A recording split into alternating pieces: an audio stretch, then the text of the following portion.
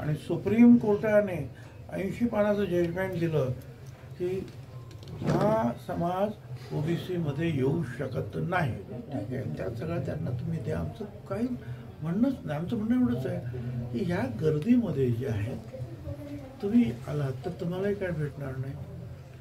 त्याप्रमाणे देवेंद्र फडणवीस यांच्या सरकारनं सुद्धा त्यांना वेगळं आरक्षण दिलंय 10%, आणि ते आरक्षण आम्ही वाचवणार. कशासाठी संघर्ष होणार, कोणावर संघर्ष होणार? सरकारला म्हणणं एवढंच आहे. असं आहे की 54% ओबीसी आहेत देशामध्ये आहे. बिहारमध्ये जातगणना झाली 63% निघाली. त्या 54%चे अर्धे आम्हाला आरक्षण मिळालं. आमचं म्हणणं असं आहे की याच्यामध्ये 374 जाती आहेत, भटक्या विमुक्तांपासून सगळ्या खूप गर्दी आहे. 54% लोक आहेत त्याच्यामध्ये. तुम्ही वेगळं आरक्षण घ्या. त्याप्रमाणे देवेंद्र फडणवीस यांच्या सरकारनं सुद्धा त्यांना वेगळं आरक्षण दिलंय 10%, आणि ते आरक्षण आम्ही वाचवणार. यासाठी आम्ही सगळेच कटिबद्ध आहोत. मुख्यमंत्र्यांनी स्वतः तेच सांगितलं.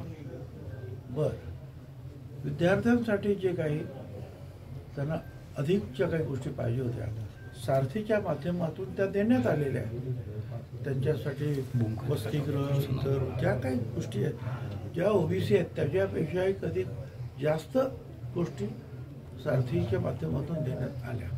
आमचं म्हणणं आहे की ठीक आहे, त्या सगळ्या त्यांना तुम्ही द्या, आमचं काही म्हणणंच नाही. आमचं म्हणणं एवढंच आहे की ह्या गर्दीमध्ये जे आहेत तुम्ही आलात तर तुम्हालाही काय भेटणार नाही.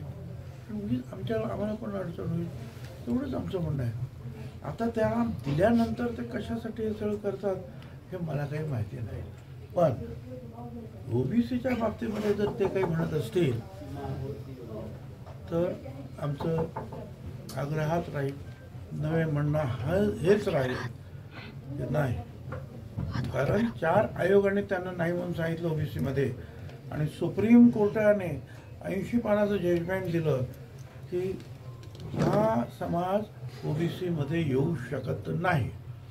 याच्या पलीकडे महाराष्ट्र सरकार जाऊ शकत नाही. आणि असा जर कोणी काही प्रयत्न करत असेल तर त्याला ओबीसी समाज सुद्धा जागृत आहे. तो सुद्धा जो आहे उठल्याशिवाय राहणार नाही.